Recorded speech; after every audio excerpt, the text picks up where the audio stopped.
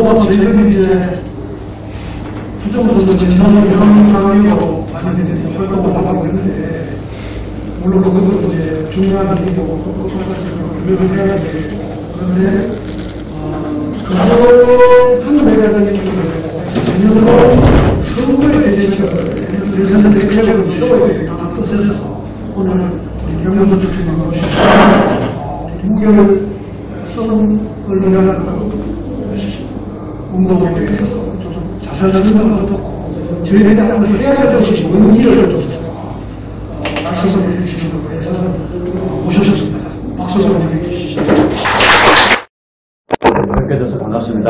참 코로나 이 광풍 속에서 이렇게 또 모여서 다들 건강하게 말씀 나눌 수 있게 돼서 참 소중한 자리입니다. 먼저 이제 저희가 이제 무결성이라는 단어는 인테그리티, 영어로 인테그리티인데 지금 미국에서는 이 일렉션 인테그리티라는 용어를 씁니다. 실제로. 그러니까 여러 가지인데 결국은 이게 뭐냐면 보통 사람, 그 다음에 눈으로, 즉 직관적 물리적으로 참관 검증할 수 있고, 그리고 영어로 말하면 그걸 체인 오브 카스터디라 그러거든요.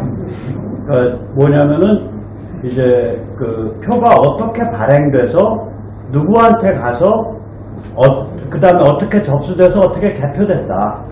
이 일련의 흐름의 각 단계마다 그것이 그 참관인들의 서명이라든지 참관인들의 그 확인이 돼 있는 상태, 그걸 체인 오브 카스터디라고 합니다. 각 단계마다의 확인, 보통 사람의 확인. 그렇게 돼야 이게 무결하다라는 거예요.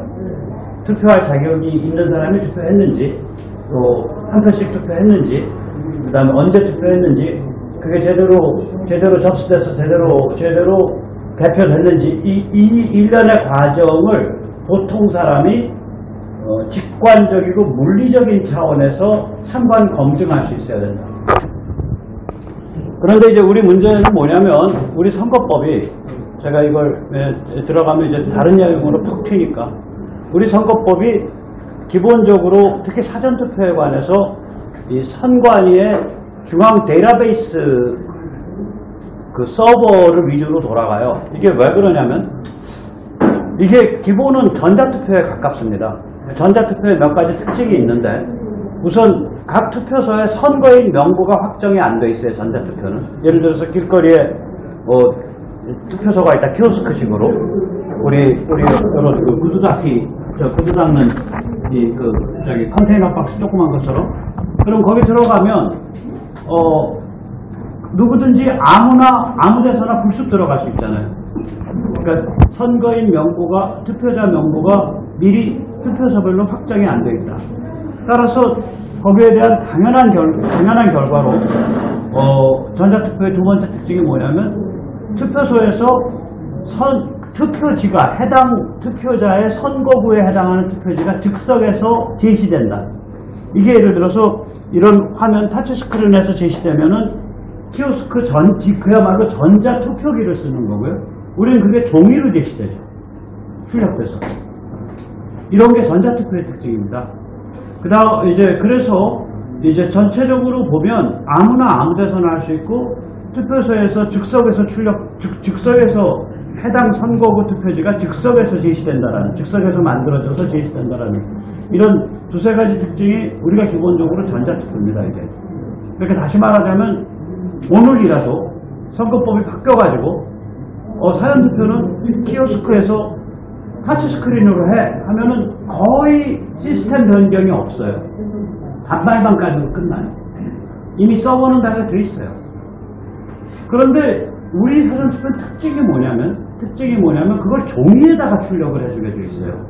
그럼 원래는 종이에 출력을 하면 얘가 종이를 이용해서 눈으로 검증할 수 있는, 참관하고 검증할 수 있는 가능성이 생긴 거예요. 그게 그 법 정신이 종이로 보완된 전자투표입니다. 법의 기본 관점이 사전투표에 대해서. 문제는 뭐냐? 중앙선관위가 보통 사람이 종이를 매개로 해서 검증할 수 있는 가능성을 의도적인지 뭐 자기들 편의상의 목적인지 뭔지 때로는 거의 불법적인 일까지 저지르면서 그걸 다 없애버린 거예요. 그래서 지금 현상은 어떻게 되냐. 법은 종이로 보완된 사전투표인데 실제는 종이로 위장된 전자투표인데 실제로는 종이로 위장된 전자투표가 되어버려요. 실제로 전자투표입니다.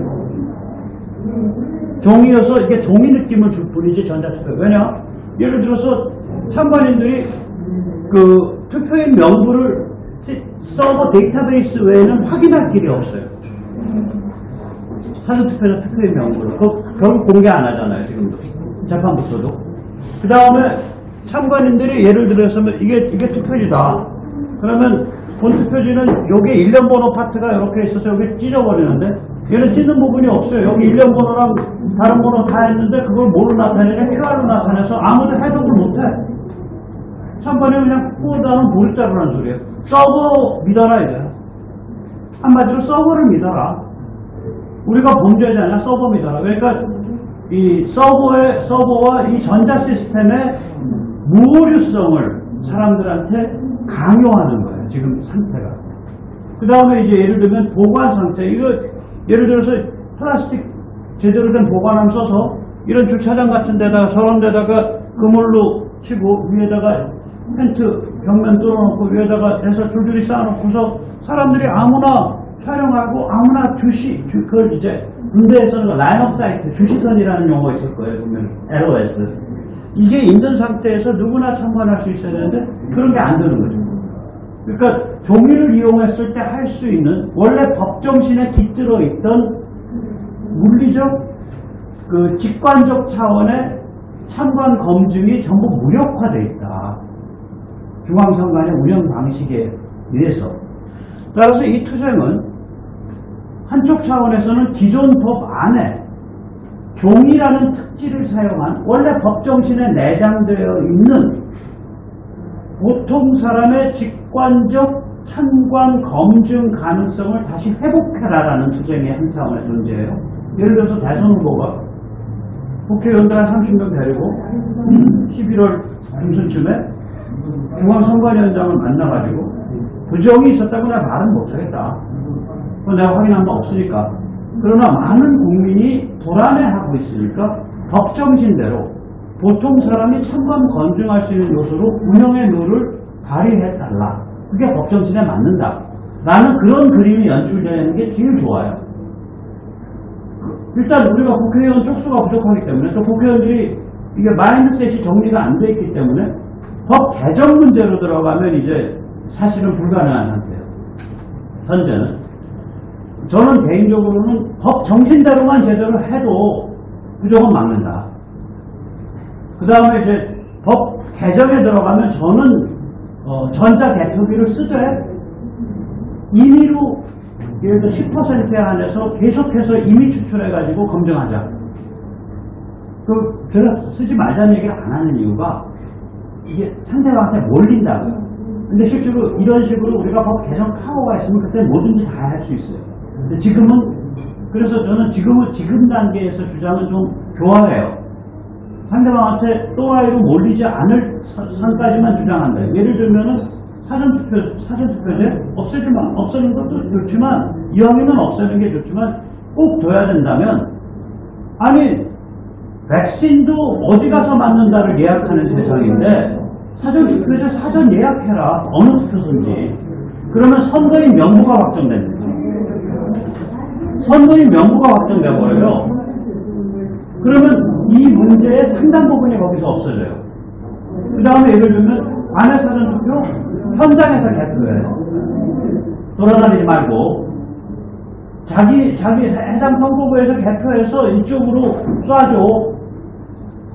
그리고 그 데이터가 그 데이터라는 거를 다 증명을 해라, 사람들이. 그러려면, 아까도 말씀드렸듯이, 개인을 식별할 수 있는 일련 번호는 절취부에 둬야 된다, 이거. 선거법상에 절취부를 두게 돼 있어요. 얘들이 절취부 너희 왜 안 뒀냐 따지니까 뭐라 그러냐면은, 151조 몇 항이라. 근데, 그래서 봤거든요. 거기 뭐라고 돼 있냐면, 관외와 거소에 대해서는 절취하지 아니할 수 있다라고 돼 있어요. 그걸 얘들이 어떻게 확대 해석을 하냐면 절취부를 안 둘 수 있다고 확대 해석하는 거예요. 모든 사전투표제에 대해서. 그러니까 제가 보면 그런 것들이 절취부 안 두는 거, 그 다음에 바코드 안 쓰고 QR 쓰는 거, 이런 것들이 제가 보면 이거는 거의 불법적인 거다라고 보고 있어요. 그 다음에 투표함을 자루식으로 쓰는 거, 이거는 거의 불법이다. 제가 말을 왜 조심하냐면요, 지금 선거법이 관련돼 가지고 제가 제일 심각하게 죄목이 적용돼 있어요. 그러니까 그때 가치들 이렇게 전국적으로 한 4,000명이 움직였기 때문에, 그리고 그 소책자 한 10만 건 뿌려가지고 저 같은 경우에 다른 사람은 그 항목이 아닌데 저는 그러니까 하나가 더 추가돼 있어요. 다른 사람들 항목, 그러니까 허위 사실에 의한 선거의 자유 방해 혐의라는 거 외에 다른 제목이 하나 추가돼 있어요. 선거 범죄 선동죄. 그러니까 지금 저는 제가 지금 선거 범죄를 선동하고 있는지도 모릅니다. 쟤들 눈에는. 자, 그래서 이제 선거 무결성에 관한 기본 개념 말씀드렸고요. 이거 너무 이제 개념적인 거라 여기서는 진짜에선 얘기를 안 했습니다. 진짜는 그냥 의미와 전략 다짜고짜 들어갑니다. 이 오각형이 만들어져야 결국 정치가 제대로 돌아가요. 오각형의 제일 중요한 기본이 되는 건 뭐냐면, 의외로 우리가 한 사람 한 사람이 옛날에 존재하지 않았던 유형들이에요. 이게 옛날에 대중, 옛날에 군중은 이런 식으로 안 모였어요. 옛날에 불과 10년 전, 20년 전. 이게 이런 식으로 모이게 되는 이유가 스마트폰이 큰 작용을 했습니다. 이게. 그래서 사람들이 다 자기 관점, 자기 의견을 가진 존재가 되는 거예요. 이게 처음에 사회를 분열시키는 것 같아도 궁극적으로는 이게 진실에 수렴돼 가요. 이렇게 자기 관점, 자기 의견을 가진 존재가 되는. 그래서 이 새로운 유형의 대중이 등장하고 있고, 이게 이제 네트워크화된 개인인데, 그 다음에 두 번째는 이제 우리 좀 약하긴 하지만 좀 진행이 되고 있죠. 종교계의 각성. 그 다음에 특히 조국 이후로, 제가 왜 조국 이후라고 특정을 짓냐면 6,000명, 7,000명 가까운 사회정의를 바라는 전국 교수 모임, 정교모가 언제 만들어졌나 보면 조국 이후예요. 조국 사태 이후예요. 그게 지식층의 각성. 그게 좀 진행되고 있고, 그 다음에 우리가 좀 많이 부족한 게 뭐냐면, 예를 대통령급 혹은 대선 주자급의 스타들이 이쪽에서 논의되고 있는 가치 판단과 가치와 관점을 공유를 안 해요. 따로 놀아요. 그 다음에 정파 내지 정당은 더 따로 놀아요. 원래 이게 이렇게 돼야 정치가 돌아가요. 그러니까 네트워크하던 개인 민주주의가 쫙 현장에서 각 지역마다 진행이 되고, 종교의 각성이 되어 있고, 지식층의 각성이 되어 있고, 그 다음에 정치 스타, 대선 주자 내지 대통령급 정치 스타들이 이빨 소리 팍팍 터뜨려주고, 그 다음에 정당이 제대로 해줘야, 그러면 쟤들은 깨죽 쓰는 거죠. 쟤들 작살낼 수 있죠. 압도할 수 있죠. 근데 이 구조가 안 돼 있는 거예요. 이 구조가. 하나하나가 다 미약하고, 그 다음에 미약한 것끼리라도 구조를 이루면 훨씬 더 10배, 20배, 100배의 힘을 발휘하는데, 그 미약한 5개 파트가 또 잘 연결이 안 돼 있고. 그래서 전체적으로 보면 우리가 할 수 있는 일은 뭐냐면, 우리가 뭐 정치 스타가 본인들이 아니잖아요. 저도 그렇고 다 아니란 말이에요. 또 그다음 우리가 국회의원들 아니잖아요. 정당의 주요 지도자 아니잖아요. 그럼 우리가 할 수 있는 건 위의 세 개는 얼레벌레 시도를 여러 번 할 수 있어요. 그래서 우리는 위에 그러니까 지역 민초민주주의, 새로운 유형의 대중, 그 다음에 종교계의 각성, 지식층의 각성, 이 셋을 할 수 있는 걸 해가면서 호시탐탐 기회를 노려야 됩니다. 어떻게 하면 대선 후보를 이 방향으로 좀 이 꼭지를 돌려놓을까? 어떻게 하면은 어떤 국민의힘의 내부 다이내믹스, 내부 모순, 내부 다이내믹스를 파고 들어오면서 이쪽으로 좀 견인해낼 수 있을까? 우리가 할 수 있는 건 위에 세 개밖에 없습니다. 나머지는 호시탐탐 기회를 노리면서 기회가 있을 때 가로채는 거예요.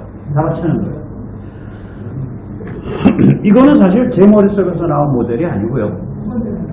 미국을 보면서 나온 모델입니다. 미국을 보면 지금 우리나라는 예를 들어서 우리나라의 테헤란로나 우리나라의 여의도에 있는 금융계가 미국의 그 월스트리트에 있는 데처럼 그렇게 무지막지한 짓을 안 저질러요. 제가 한 두 가지 무지막지한 짓 말씀드릴게요. 예를 들어서 갑자기 왜 코카콜라까지 나서도 동성애 옹호 캠페인 하냐. 이유? 월스트리트가 우리나라에도 그 압력 오고 있거든요. ESG를 표방하고 있어요. E는 뭐냐? environment, 기후변화. 다시 말하자면 탄소와 현대문명이 죄다 이거예요. 이산화탄소와 현대문명이 죄다.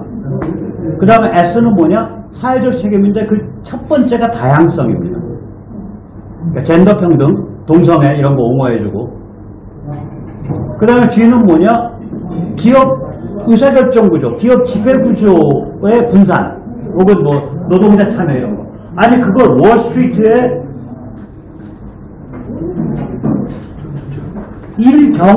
그러니까 10조 달러를 돌리는 세계 최대의 큰 손들이 그런 것을 앞장서서 하고 있어요.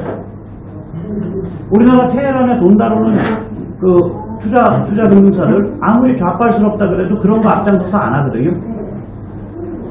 그러니까 얘들 같은 경우에 그런 빅미디어, 빅텍, 빅머니가 이런 황당한 짓을 하고 있음에도 불구하고 거기에 맞서서 싸움이 되고 있다고. 그 싸움이 되는 이유가 이 오각형 때문에 그럽니다.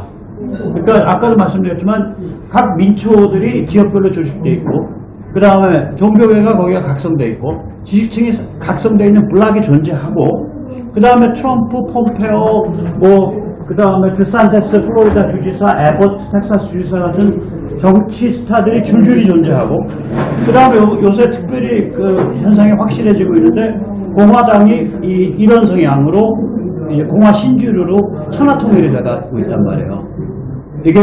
이것도 이 공화당의 천하통일을 도와준 게 월스트리트예요. 월스트리트가 트럼프 쫓아내고 이제 공화당 군기 잡으려고 올해 1월 달에 뭘 결정했냐면 2021년 1월 달에 월스트리트에서 앞으로 정당에 돈 안 줘 결정한 거예요. 근데 그전에는 대기업 돈을 민주당보다 공화당이 훨씬 더 많이 받았고요. 공화당의 주요 재원의 대부분이 대기업 헌금이었어요. 그렇게 해서 공화당을 군기 잡겠다고 들었다고요. 올해 1월 달에. 근데 일어난 일은 뭐냐면 소액 헌금자들의 헌금 구조로 바뀌면서 오히려 헌금액이 옛날보다 더 늘어났어요. 그러니까 군기 잡는데 실패해버린 거죠. 이제 미국 된다 이 말이에요. 우리를 치자면. 그냥 오늘 이런 자리도 마찬가지 아니에요. 옛날 이게 탄핵 전망 같으면 이런 자리 있으면 돈 쓰는 앞으로 정치하려고 하는 딱 근사하게 폼 잡는 양반이 하나 있어서 밥값을 내요. 그다음 오늘은 다들 출연해서 내실걸요? 그렇잖아요. 이게 패턴이 이렇게 바뀐 거라고요. 이게 굉장히 중요하거든요. 그래서 미국은 지금 이 오각형 펜타곤이 잡혀 있어가지고 이것 때문에 이제 저쪽 애들은 작살 나는 거예요. 내년 중간선거 제가 장담합니다. 내년 중간선거 아직도 이제 내년 11월이니까 아직도 한 1년 2개월 남았지만 작살 나요. 그렇죠? 좌파 민주당 쪽 작살 납니다. 내년 중간선거에서. 지금 판세 그렇게 가고 있죠. 그래서 이거를 미국을 딱 해석을 하다 보니까 야 한국도 그거 만들어줘야 되는 거 아니야? 이렇게요. 근데 한국을 만들려고 보니까 한국은 정치 스타가 없네. 한국은 정당이 비리비리하네. 오케이 뭐 현실이 그렇다면 인정해야지.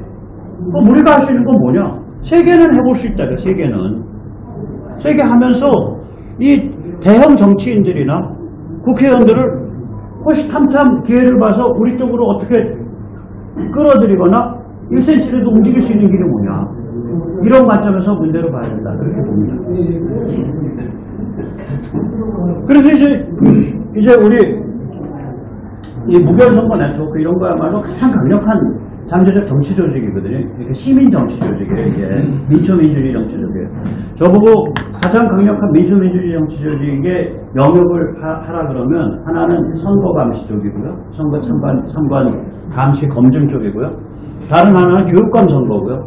교육감 선거랑 약간 맞물려 있는데 우리나라가 2년마다 한 번씩 15,000개 초중고등학교의 운영위원회가 구성이 됩니다.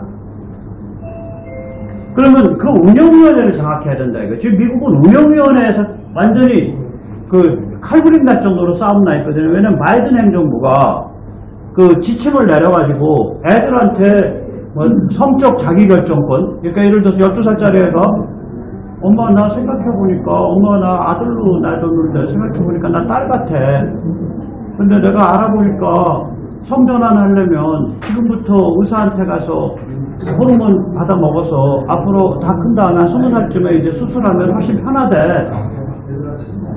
성적 자기결정권. 그 다음에 딸내미가 와서 엄마 나 저기 25살 먹은 저 아저씨 나 사랑해. 근데 우리 학교에서 배우니까 나한테도 성적 자기결정권이 있어서 성은이랑 섹스할 수 있대. 이런 식으로 그 다음에 백인으로 태어난 게 죄다. 백인으로 태어난 게 죄다. 백인이 현대문명 만들었고 노예제 악화시켰고 식민지에서 인류의 가장 큰 해악을 끼친 그런 존재들이다. 그 죄책감 심어주는 그걸 비판적 인종이론 CRT라 그래요. 그걸 애들한테 가르치라고 바이든 정부가 했단 말이에요. 그러니까 학부모들이 다들 그려놨어요. 카운티마다. 카운티에 미국은 교육위원회가 있다고요. 교육위원회 한 번씩 미팅하면 버지니아 같은데 지난번에 40도 그러니까 화씨 100도인 날에 학부모들이 땀 삘삘 흘리면서 몰려가지고 박살을 내놨다고요. 그러니까 우리 민초민주주의라는 게 멀리 있질 않아요. 엉뚱한 법 발의하는 거, 그럼 국회의원 가서 조지고, 그 다음에 그걸 이제 우리가 예를 들면 뭐 정춘숙 하나를 우리 이제 용인해서 했지만, 예를 들어서 우리가 그런 건강가족 기본법을 발의한 20명을 한꺼번에 조질 수 있다. 용인해서 조진 것처럼. 그럼 쟤도 그런 법 발의 못합니다. 그런 게 민초민주주의예요. 그 다음에 아까 말씀드린 학교 운영이 다 파고들어서 거기서 너희 왜 이런 교과서 채택해서 너희 왜 이런 식으로 가르치라고 계속 시비를 거는데 그거를 그 시비를 걸면 내 아이가 불이익을 받을까봐 문제가 있다. 오케이 그럼 정보만 빼라 이거예요. 그러면 A학교는 B학교 사람이 가서 시비 걸고 B학교는 A학교 사람이 가서 시비 걸면 되는 거예요. 육하원칙에서 정보만 빼달라 이거야.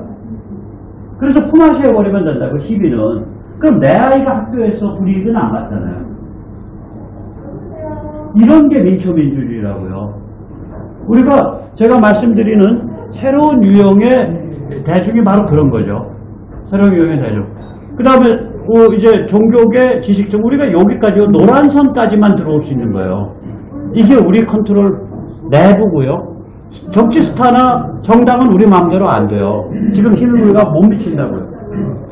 그런데 저 노란 선 안에 들어있는 것만 가지고 제대로만 해도 무지막지한 영향력을 발휘할 수 있어요. 그런 게 바로 이제 무결 선거를 위한 캠페인, 교육감을 위한 캠페인, 교육위원회를 위한 캠페인, 그 다음에 이제 예를 들면 우리가 무슨 국가보안법 철폐 반대에 10만 명이 순식간에 모인다. 나 그걸 보면서 무릎을 치는 게 아니 그 10만 명이 로컬에서 모이면 식별이 되면 그 데이터베이스는 국회에 들어갔지만 그게 운동단체가 만약에 데이터베이스를 갖고 있다. 그럼 10만 명이면은 국회의원 선거구 하나에 평균 400명입니다.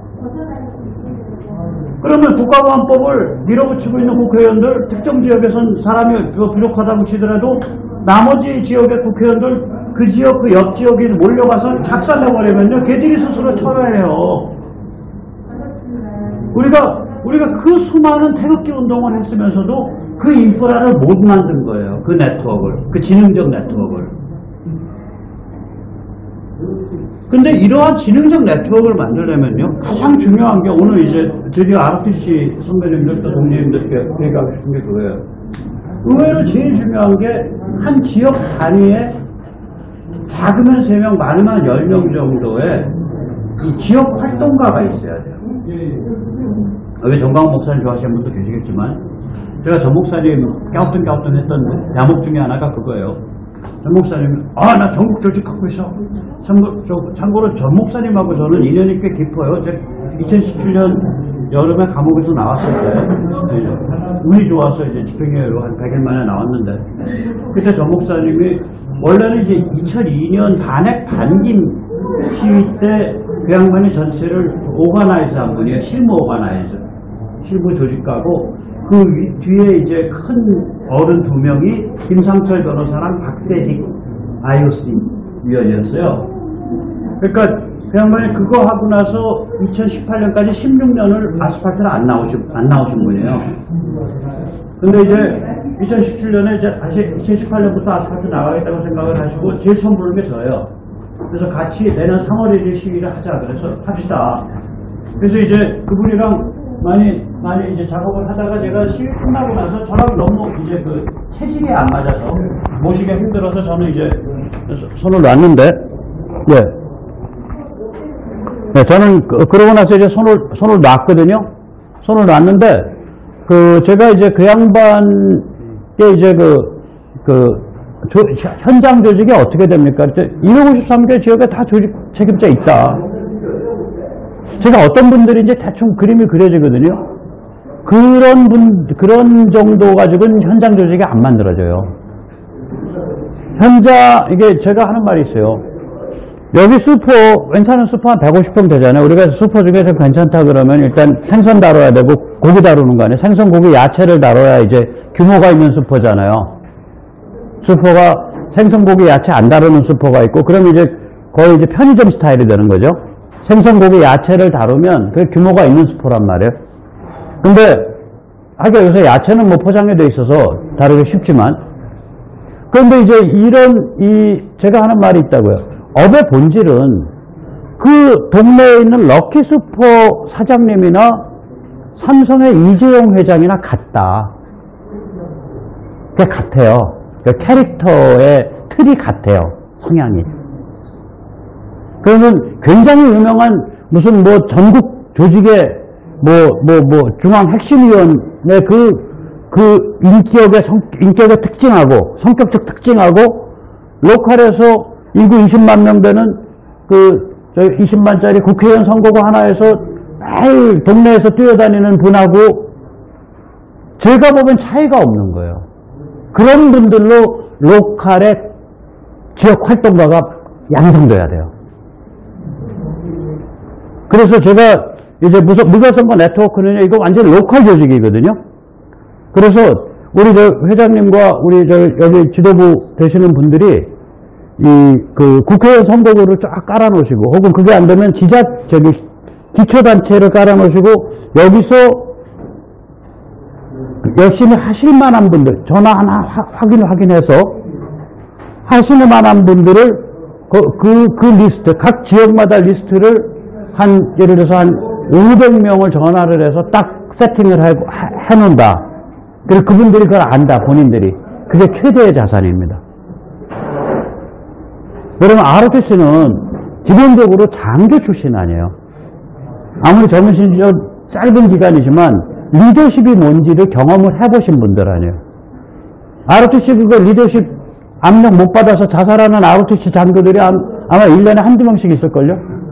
그 병들이 치고받아가지고 모욕당했다고 생각해서 자살하고, 난 그런 사람들 좀 얘기 들은 적이 있거든요. 그러니까 리더십을 가지고 고민을 해봤기 때문에 이게 리더십의 문제예요. 로컬 리더십, 지역 리더십. 그래서 좀 여러 가지 여건이나 건강이나 시간이나 이런 것들이 여유가 있는 지역에서 이 활동가 리더를 하실 만하다. 이게 그러니까 너무 이제 밀도가 안 나오면 좀 인구 한 80만, 100만 단위로 넓게 묶고, 밀도가 나오면은 20만 단위까지, 국회의원 선거구 단위까지 나누고, 그렇게 해서 얼레벌레 사람 수 따져보니까, 우리가 전국적으로 괜찮아요. 그 친구 괜찮아. 그거 할만할 거야. 통화해보니까 하겠다 그래. 그렇게 리더십을 가진 그 400명, 500명을 본인이 하겠다고 나선 그 사람으로 그 명단 짜는 게 최고입니다. 그러니까 그 얘기는 뭐냐면 전화를 1000통 해야 된다는 얘기 아니에요. 그러면 그건 10분 통화했다. 그럼 평균 10분 통화했다는 10,000분 통화예요. 그러면 1시간이 60분이니까 10,000분이면 도대체 몇 시간이야? 150시간 정도 돼요. 그렇게 어려운 일이에요, 이게. 우리 ROTC 그거 좀 꼭 부탁드립니다. 로컬 네트워크, 로컬 리더 네트워크. 아마 제가 보기에는 애국단체 중에 그런 방향으로 접근할 수 있는 가능성이 있는 유일한 단체가 ROTC라고 봐요. 왜냐면 여기는 직업군인 출신들이 아니잖아요. 군을 인연으로 해서 만났지만 여기 계신 분들의 대부분은 20대 중반에 군을 떠나셔서 일반적 사회생활을 하신 분들 아니에요. 그러니까 유연하고 훨씬 더 그 관점이 폭이 높다고 저는 생각을 합니다. 그래서 이제 저희가 해야 되는 건 뭐냐면 이러한 그러니까 이 새로운 시대에 다시 말해 스마트폰에 의해서 개인 관점, 개인 소통이 일어남으로써 새로운 유형의 대중이 생겨나는 새로운 유형의 개인들, 네트워크화된 개인들로 이루어진 대중이 생겨나는 그러한 시대의 민초민주주의 모델을 몇 가지 영역에서 저희가 증명해야 돼요. 교육감 선거가 됐던 학교 운영위원회 활동이 됐던 무결 선거가 됐던 그렇게 해서 모델을 증명을 해놓고 이게 가능하다. 제가 죄송합니다. 제가 우리 김재수 회장님하고 인연이 된 것도 저는 이 모델이 가능하냐 안 하냐를 가지고 지난 한 4년을 들이받은 것 같아요. 근데 우리 김 회장님 같은 그 용인 케이스가 모델이 가능하다라는 걸 증명하는 몇 개 케이스 중에 하나예요. 전국적으로 인구로 치면 한 500만 단위 규모에서 그게 증명이 됐거든요. 한 10분의 1. 대전 그러면 그게 100만 쳐줘야죠. 용인 그러면 용인이 80만쯤 되죠. 100만. 예, 그 용인이 100만. 그러면 그렇게 해서 5, 600만 규모에서 그다음에 여주 양평 거기는 한 20만. 뭐 이렇게 해서 세종 한 2, 30만. 그렇게 해서 이렇게 다 더해보면 청주 100만 이런 데가 증명이 된 데를 다 더해보면 인구 카바리지로 보면 한 500만쯤에서 그게 증명이 됐어요. 민초조직 가능하다. 굉장히 세련된, 굉장히 스마트한, 그리고 굉장히 독립적이고 당당한 민초조직 가능하다. 그래서 아마 그런 실험을 의도적으로 그게 가능한지 안 한지 한번 해보자. 한 데가 저희 그 국자연고 인맥이 거의 유일할 겁니다. 거의 체계적으로 여러 번 시도를 했으니까 또 지금도 계속 진행되고 있고 그래서 우리가 타당성을 증명을 하고 그 다음에 그게 대선 후보가 됐던 혹은 대통령이 됐던 대통령은 이제 정치에 물론 못 나서지만 자기 아우라는 빌려줄 수 있잖아요. 그게 이제 국회의원 정당이 됐던 합류를 촉구하면서 땡겨야 되는 거예요. 원래는 종교계 지식인 그 다음에 정치 스타 정당이 먼저 가면서 민초가 따라가는 스타일인데 우리는 민초 지식인 일부 종교 지도자가 먼저 모델을 선행해서 타당성까지 증명시켜놓고 땡겨도 올똥말똥합니다. 팔자가 그렇습니다. 혹시 팔자에 불만 있으신 분은 없으시죠? 분명히 그래요. 저희가 땡기는 거죠 뭐. 그 다음에 이제 진행을 하면 캠페인과 조직화. 이게 그렇습니다. 조직은 캠페인을 통해서 발전합니다. ROTC 조직 강화시키려면요, 캠페인 제대로 벌리세요. 거꾸로 조직이 만들어지면 더 큰 캠페인을 만들 수 있습니다. 그러니까 조직과 캠페인은 서로 왼발, 오른발 이렇게 나가는 사이입니다. 이거는. 그러면 이제 저희가 주로 캠페인을 보면 한 세 종류가 나눠지는데 제가 이제 군사학적 개념을 빈다면 우주종, 공중종, 해상전이 있어요. 얘는 뭐냐면 로컬 조직과는 관계가 없어.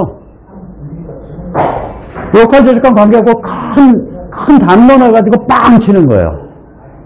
예를 들면 지금 그 문재인 정부 들어서서 갑자기 PAC 뭐 이런 이상한 굉장히 좀 색깔이 굉장히 이상한 재미 교포 조직이 급성장을 해놓고 뭐 절반 이상의 그 지부별 그 민주평화통일위원회 평통이라 그러죠. 평통 그 핵심 임원들이 거기에 가입을 하고 이런 그룹들이 막 그다음에 또 Women Across DMZ 여기 휴전선 왔다 갔다 건너가겠다고 와서 그 인도주의 생쇼 부리는 재미 교포 여성들 있잖아요. 이런 것들이 막 날뛰면서 미국 민주당의 친중 성향의 의원들을 움직여서 Peace on the Korean Peninsula Act, 그러니까 한반도 평화법이 추진되고 있단 말이에요. 근데 얘 자체가 통과된다고 주한미군이 그날로 없어지지는 않아요. 여러분, 주한미군은 한미 상호 방위조약에 의한 거기 때문에 이 법 자체는, 근데 이 법이 통과되면 뭐가 그날로 없어질 수 있냐? 유엔 사령부가 없어집니다. 유엔 사령부가 정전 체제에 의해서 존재 이유가 있는 거거든요. 그 유엔 사령부가 없어진다는 얘기는 남한 혹은 북한 혹은 한반도 전체에 어떤 급변 사태가 벌어졌을 때 국제적 국제 커뮤니티가 신속하게 개입할 수 있는 주요 통로가 없어진다는 뜻이에요. 그리고 장기적으로는 주한미군을 굉장히 약화시킨다. 주한미군 포지셔닝을. 그런 문제가 있어요. 이게 참고로 유엔 사령부는 이때까지 전 세계에서 단 한 번 만들어졌고요. 그 단 한 번 만들어진 유엔 사령부가 유일하게 존재하는 데가 저희입니다. 그리고 유엔 사령부는 참고로 유엔의 안보리나 유엔 총회로부터 컨트롤을 안 받습니다. 유엔에서는 어떤 기구도 유엔 사령부를 컨트롤하지 않아요. 실제로는 미국이 컨트롤하는 거예요. 그런데 이게 마법의 유엔 깃발을 들고 있는 거예요. 그래서 굉장히 중요한 지렛대, 레버리지거든요. 이거를 집요하게 공격하는 거예요. 중국과 북한이. 그리고 드디어는 미국 민주당에서 마탱이가 좀 가갖고 민주당 의원 중에 한 10명, 10몇 명이 법안에 사인했고 그거 70명까지 불어난다 만다 하고 있던 참에 아프간이 터져가지고 이제 좀 주춤하고 있는 상태죠. 그러면 그거를 이제 미국의 이쪽 자유보수 진영의 지식인과 정치 컨설턴트, 정치계의 담론가들을 움직일 수 있는 상당히 강력한 교포 조직이 있어요. KCPAC이라고. 그 미국 단체입니다. 코리아 컨서버티브 폴리티컬 액션 커미티, 그러니까 한국 보수 정치 행동위원회. 그 KCPAC이라는 데하고 고영주 변호사님 하는 쪽이 이번에 같이 움직여서 했는데, 사실 거기에 핵심 국제 세미나 조직하고 하는 건 한반도위원회, 코리아 카운슬이라는 지식인 단체가 움직여요. 제가 핵심적인 관계를 하고 있는데, 그럼 거기서 같이 해서 예를 들어서 미국인 8명, 한국인 8명 같이 8번에 걸쳐서 작은 8개 세션에 작은 세미나하고 몽땅 모아갖고 12월 24일쯤에 한국인 8명 다 모이고 미국인 다 모여갖고 인터넷을 통해서 국제 웨비나 컨퍼런스를 한단 말이에요. 부정선거 때 그거 했잖아요. 사실상 뒤에 오가나이즈 한 게 저였거든요. 한국 사이드에서는. 저 하이라이트에서 한 거. 그걸로 해서 이게 국제화 됐었잖아요. 똑같은 그런 국제화 담론을 불러일으키는데, 미국 보수 쪽에서 이번에 이런 문제를 해결하려고 단체를 하나 만들었어요. CMC라고. 그 CMC가 뭐냐면 Center for Minority Conservative. 그러니까 소수민족 보수주의 센터예요. 소수민족 보수주의자 센터. 미국 보수 진영에서 처음 만들어진 거예요, 저거. 그건 원래 CMC 같은 데서 이 한국, 코리안 아메리칸 중에 넉 빠진 사람들을 거기서 조져야 될 일이거든.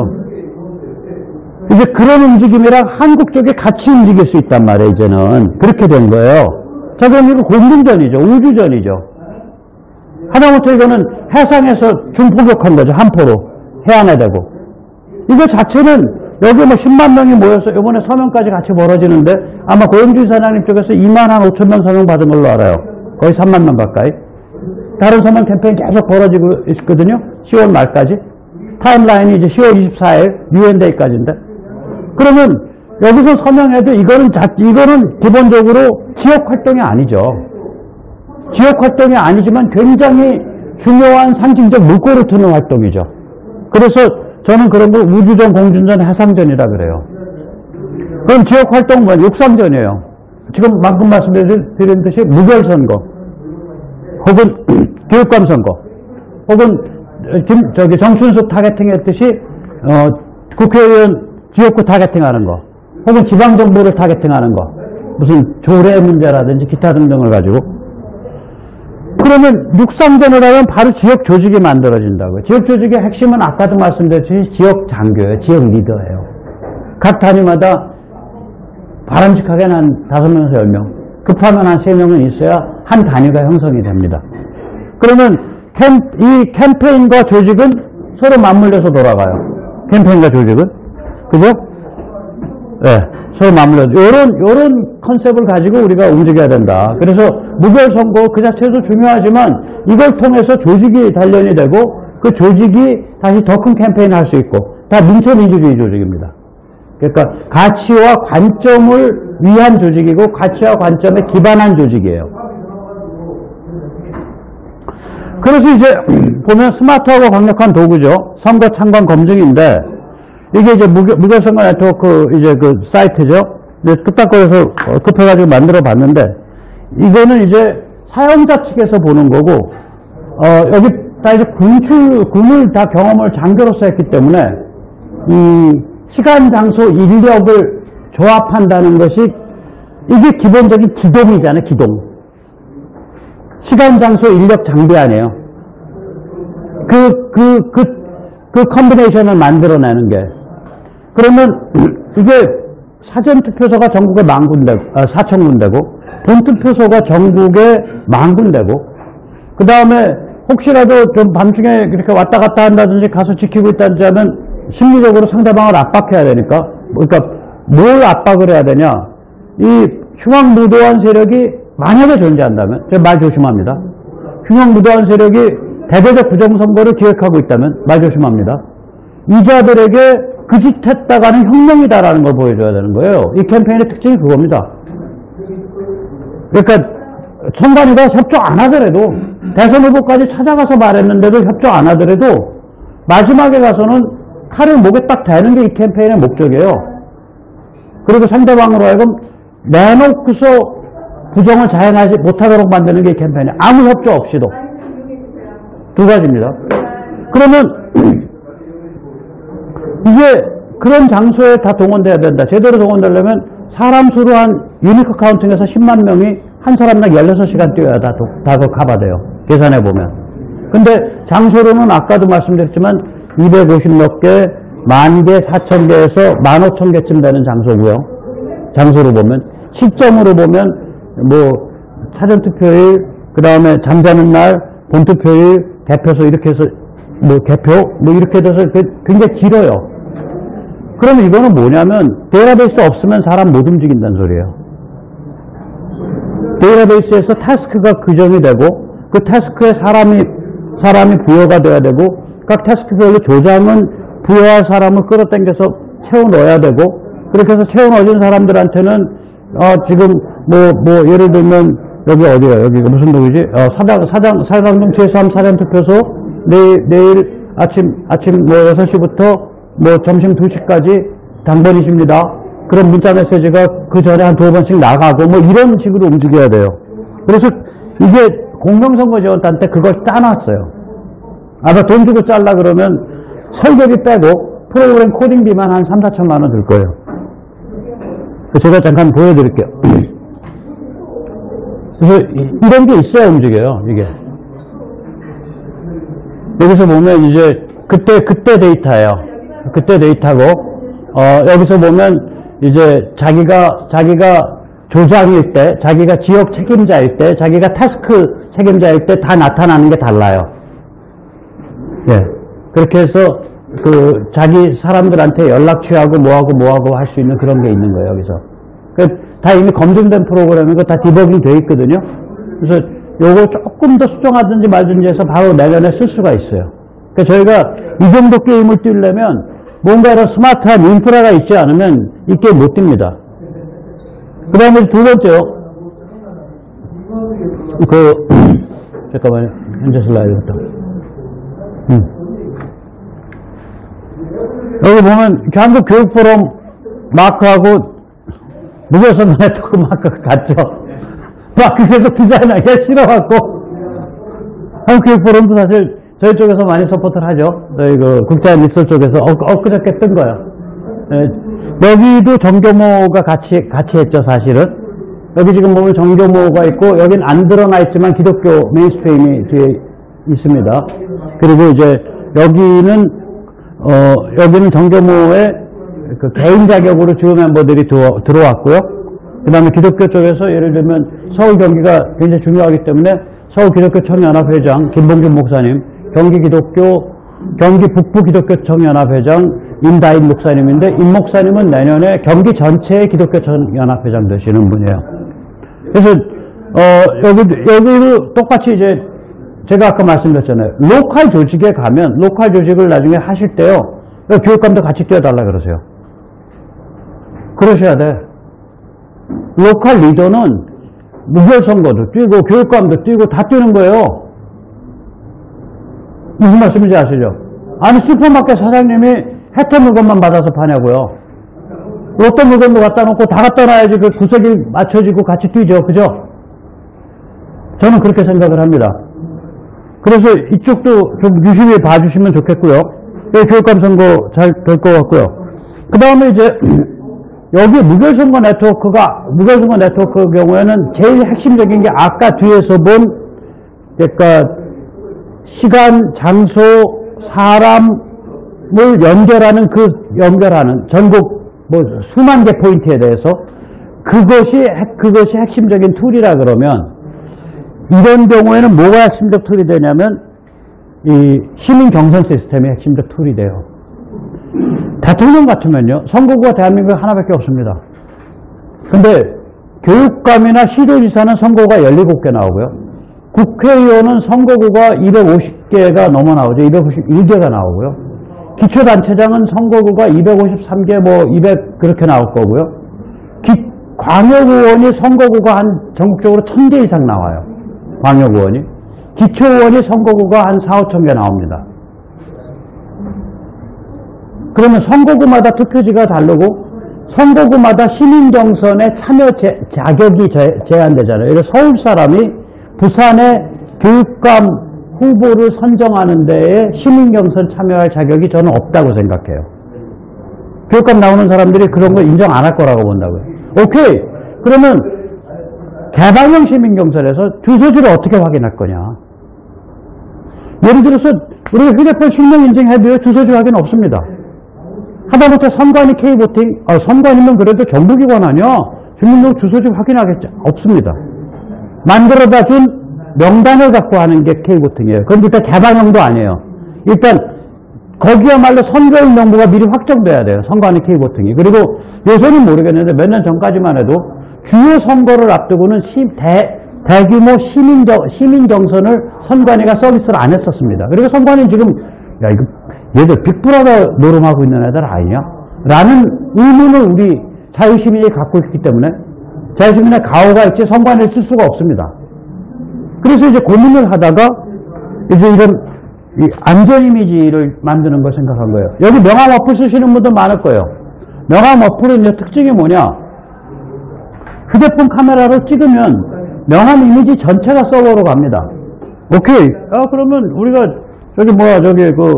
저기 주민증, 운전면허 쭉 찍어서 서버로 보내면 되잖아. 오케이. 서버로 그렇게 해서 보내시면 그거 보내달라고 요청한 이 서버 운영자는 바로 감옥 갑니다. 개인정보보호법입니다. 그러면 무슨 일이 어떻게 돼야 되냐? 여기서 찍으면 얘가 이걸 가려줘야 돼요. 얘가 주민번호에 생년과 성별을 나타내는 세 자리 외에 나머지 숫자 다 가려줘야 되고요. 얘가 운전번호 다 가려줘야 돼요. 그러고 서버 보내면 돼요. 휴대폰에 그걸 해야 돼요. 그것도 어플 안 깔고. 왜냐? 아니 몇 번이나 투표한다고 어플 깔아요. 어플 안 깔고 그냥 브라우저에서 그거가 저희가 기술을 확보를 한 거예요.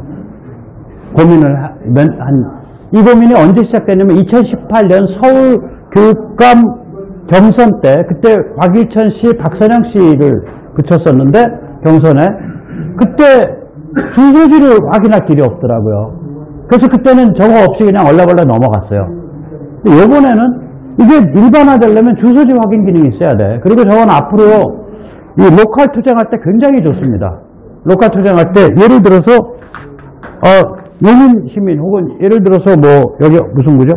관악구 시민은 지금 관악구 기초의회에서 하는 거 반대해 주십시오 하고 여기다가 QR마크 찍어서 가는데 띡 찍고 자기 관악구 증명하고서 투표하는 거예요. 또 그런 캠페인을 10분이 나서가지고 한 달을 해요. 그러면 하루 나갈 때마다 10명씩 모았다. 하루에 100명씩이고 한 달 지나면 관악구 주민 3,000명 데이터베이스가 만들어지는 거예요. 이게. 굉장히 파워풀한 툴이에요. 그리고 이거 찍는다는 게 좀 문턱이 있지 않냐. 오케이. 바로 그 문턱이 소중하다고요. 왜냐면 문턱 넘어서 오는 사람이 동지예요. 문턱 넘어서 오는 사람이 동지 아닙니까? 내가 민증이라도 까고서 내가 저거 반대해야겠어. 라는 열정의 수준을 확인할 수 있는 거예요. 뒤집어서 생각하면, 역설적으로 생각하면. 그래서 이런 식으로 하는 건데, 이게 이제 뭐 말하자면 이런 식으로 여기 사이트 접속해서 그 다음에 휴대폰 넣고 주민증 사진 찍고 그럼 안전 이미지 형성되고 여기서 보내고 나서 투표하고 그걸로 끝인데, 자 여기서 이제 이런 게 있거든요. 신분증 전면의 주소와 이건 전면 주소 기준인데 실제 선거구 거주지가 다른 경우가 있잖아요. 후면에 수정을 해놨단 말이에요. 그런 경우에 밑에다 수정 기능이 있어요. 그러면 야 수정 기능 악용해서 주소지 바꿀 사람 있지 않아? 의외로 없습니다. 왜냐? 휴대폰 번호가 확인이 돼 있고요. 휴대폰 번호 확인된 상태의 서버에서 신분증 전면에 찍어놨어요. 근데 밑에서 주소를 고쳐요. 그럼 공문서 위주거든요. 거의. 의외로 없어요. 그런 사람이 간혹 있더라도 개인적 일탈이지 그걸 조직적으로 동원해서 이상한 짓을 하게끔 할 수는 없어요. 교육감 선거에서 예를 들어서 내 연고지가 부산이야. 근데 내가 서울서 출마했어. 그러면 서울서 상대방을 꺾기 위해서 내 연고지에서 야 너 휴대폰 번호 확인해 놓고 너 민증 전면 사진 찍은 다음에 너 주소지 서울로 바꿔라 라고 부탁할 수 있는 사람이 부산 전체 아무리 자기가 평소에 오지랖이 넓어도 10명 안 된다고요. 자기 애도 말 안 들을 거예요. 그 아빠 그거 내가 왜 해 그거 이러고 나오죠. 벽이 높아요. 그걸 속일 수 있는 그래서 이제 이런 강력한 도구들이 다 준비되어 있는 상태예요. 지금 고민이 축적이 돼서 그동안. 자 여기까지가 오늘 드리고자 한 실제적 말씀인데 잠깐만요. 제가 이런 게 왜 어떤 좀 뭐라 그럴까 제가 원래 이제 항상 기반이 정치 철학이라 이거 어떤 백그라운드에서 나오는지 제가 한 6, 7분 정도 더 시간이 있어서 약간 말씀드릴게요. 아까 제가 새로운 유형의 개인이라 그랬잖아요. 그러니까 새로운 유형의 대중, 이게 네트워크화된 개인들이거든요. 그전에는 군중이에요. 그냥 떼예요. 근데 지금 여기 계신 분들이 집단입니까? 아니잖아요. 개개인이 다 자기 관점, 자기 의견을 가지신 분들이거든요. 이렇게 되기 시작한 지가 이게 얼마 안 돼요. 이게 극단적으로 말하면 이게 휴대폰 나온 다음이라고 보시면 돼요. 스마트폰 나온 다음. 이 현상이 있는 지가. 왜 그러냐면 사람이 개인이 되려면 개인 관점의 개인 소통 수단이 있어야 돼요. 안 그러면 불과 우리가 한 15년 전, 20년 전만 해도 무슨 말 하면 그거 아닌 것 같은데 무슨 말이야. 신문에 나왔어. 매스미디어 나의 사고력이 중요한 게 아니라 매스미디어가 제시하는 스토리와 정보가 기준이 되잖아요. 요새는 그런 거 안 통하잖아요. 개인 관점, 개인 소통의 시대란 말이에요. 그래서 우리가 다 이제 개인이 급속하게 사람이 바뀌고 있는 거예요. 개인화되고 있는 거예요, 이게. 그래서 결국 관점과 가치 판단이 개인이고 개인의 특징이 관점을 가지고 있고 가치를 판단하는 그런 존재다라는. 그러면 이거는 우리가 정치건 사회건 일반 의식 수준이든 다 바뀌어가는 시대에 살고 있다는 얘기예요. 아주 급속하게 바뀌어가는 시대에 살고 있다라고 말씀을 드릴 수 있고요. 이제 그런 관점의 말씀이라고 말씀드리고요. 이제 시간이 거의 1시간이 돼서 그냥 이제 간단하게 정리를 마지막에 랩업을 한다면은 우리가 그러니까 이게 저는 박 대통령이 감옥에 가시기 전까지는 상당히 비판적이었어요. 그래가지고 저는 청와대에서 분류할 때 중박이라고 불렀어요. 그러니까 친박도 아니고 반박도 아니고 그 리더십의 형태나 스타일에 대해서 상당히 비판적인 관점을 갖고 있었기 때문에 그런데 이제 예를 들면 제가 말씀드린 이런 거죠. 역사교육 정상화. 그러니까 역사교과서 국정화. 제가 그거 박 대통령이 정상화 발표한 다음부터는 미친 듯이 나가서 싸웠어요. 그래서 백분 토론에서도 제가 실검 1위도 올라가고 그랬어요. 그때 뉴델리 주필할 때인데. 그러나 그 발표 나가기 전날까지 저는 당신 그거 하면 안 되라고 말을 했어요. 왜 안 돼? 교문수석 김상률이, 교육부 장관 황우려, 그 다음에 저기 누구야, 국사편찬위원장 김종배, 그렇게 진영 짜가지고 이 무서운 싸움을 어떻게 하려고 그래? 100번 깨지는 거야. 그렇게 해서 썼더니, 어떤 청와대 그때 비서실에 있던 비서관이 전화가 왔어요. 금요일날. 제가 금요일 아침에 썼어요. 그 싸움이 그 다음 주 화요일부터 본격화됐는데, 그럼 저는 화요일부터 본격화는 몰랐었고. 금요일에 전화가 온 거예요. 비서관이 하는 말이 뭐냐. 아, 선배 어떻게 그렇게 글을 쓰냐, 그러더라고. 제가 지금은 많이 성질이 죽었는데요. 그때만 해도 과학할 때입니다. 그냥 육두문자 나가면서, 야, 너가, 그냥 이렇게 말해. 네가 박근혜 가방 못 지냐? 야, 인마, 비서나 수석은 사표를 넣고 다녀야 돼, 여기에. 보스의 비율을 맞추는 게 너 임무가 아니고, 너가 판단한 것을 네 직을 걸고서 충고하는 게 돼야 돼. 너 이거 싸움 된다고 생각하냐? 그러면서 이제 쌍욕을 섞어가면서 했더니 그게 스피커폰으로 한 거였던 것 같아요. 옆에 수석도 있고. 그래가지고 전화를 황급하게 끊더라고. 그러더니 황우려 장관은 내비두고요. 다음날, 그 다음 월요일날, 다음날 차관 바꿔가지고 화요일부터 싸움 들어가더라고. 그 싸움이 일단 붙으니까 의무 계좌 먹기를 최일선에 나서 싸웠어요. 제가 제일 잘 싸웠어, 사실은, 그때. 그런데, 바로 제가 이제 그런 점에서 박 대통령에 대해서 비판적이었던 거예요. 그러니까, 맞는 얘기야. 국사교과서 고쳐야 돼. 국사교육 정상화 시켜야 돼. 오케이, 그건 맞아. 근데 그건 당위적 목표고, 우리가, 예를 들어서, 여기 땅을 5m 파야 돼, 지금 빨리. 그래야 뭐 지금, 했어요. 그건 당위적 목표. 5m를 땅을 팔려면 포크레인을 대야 될 거 아니에요. 5m를 하루 만에 팔 수 있는 현실적 수단은 별개의 얘기잖아요. 목표의 정당성과. 목표의 정당성이 모든 것을 다 정당화시키지는 않잖아요.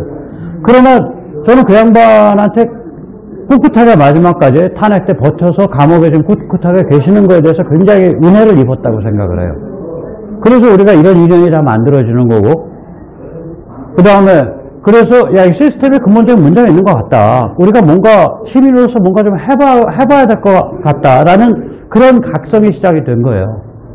그리고 그게 바로 휴대폰의 그 일반화랑 맞물려서 한국 정치 문화가 지금 굉장히 좋은